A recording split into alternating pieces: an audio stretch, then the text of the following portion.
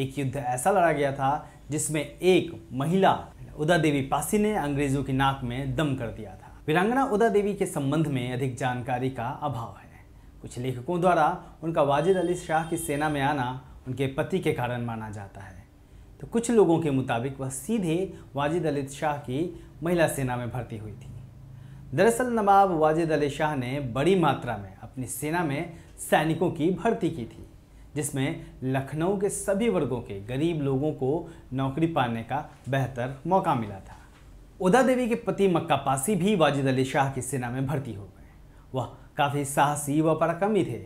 वह लखनऊ के गांव जरियाओं के रहने वाले थे। अंग्रेजों ने लखनऊ के चिन्हट में हुए संघर्ष में मक्का पासी और उनके तमाम साथियों को मौत के घाट उतार दिया था। अपने पति की मौत के बाद उदा देवी पासी अंग्रेजों से बदला लेने का मौका तलाशने लगी और एक दिन ऐसा मौका आया भी, जिसके बाद उन्होंने 3 दर्जन अंग्रेज सैनिकों को अकेले मार गिराया। इस कहानी का पूरा जिक्र हम आगे करेंगे। जहाँ तक शहीद वीरांगना उदा देवी की बात है तो उनके संदर्भ में सबसे पहले लंदन की इंडियन हाउस लाइब्रेरी में 1857 के गदर से संबंधित कुछ दस्तावेज व अंग्रेज लेखकों की पुस्तकें प्राप्त हुई, जिसके अनुसार उदा देवी नवाब वाजिद अली शाह की बेगम हजरत महल की महिला सैनिक दस्ते की कप्तान थी। उदा देवी ने वर्ष 1857 के प्रथम भारतीय स्वतंत्रता संग्राम के दौरान भारतीय सिपाहियों की ओर से युद्ध में हिस्सा लिया। इस विद्रोह के समय हुई लखनऊ की घेराबंदी के समय लगभग 2000 भारतीय सिपाहियों के शरण स्थल सिकंदर बाग पर ब्रिटिश फौजों ने चढ़ाई कर दी। 16 नवंबर 1857 का वो दिन जब बाग में शरण लेने के लिए 2000 भारतीय सिपाही मौजूद थे, तभी ब्रिटिश सेना ने जोरदार तरीके से हमला बोल दिया। इस दौरान वीरांगना उदा देवी पासी ने अंग्रेजों से सीधा लोहा लिया। उदा देवी ने पुरुषों के कपड़े पहनकर खुद को पुरुष सैनिक के रूप में तैयार कर लिया और एक बंदूक और कुछ गोला बारूद लेकर ऊंचे पेड़ पर चढ़ गई।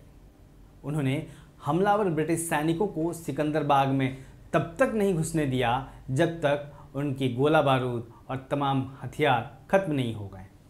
इस भयंकर लड़ाई में उदा देवी 32 अंग्रेज सैनिकों को मौत के घाट उतारने के बाद खुद भी वीर गति को प्राप्त हो गई।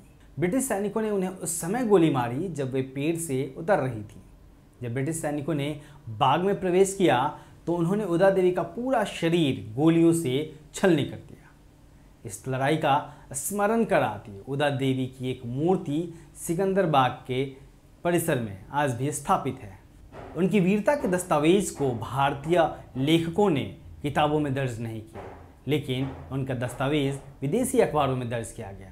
लंदन टाइम्स के संवाददाता विलियम हावर्ड रसेल ने लड़ाई के समाचारों का जो डिस्पैच लंदन भेजा था, उसमें पुरुष वेशभूषा में एक स्त्री द्वारा पीपल के पेड़ से गोलियां चलाने तथा अंग्रेज सेना को भारी क्षति पहुंचाने का उल्लेख प्रमुखता से मिलता है।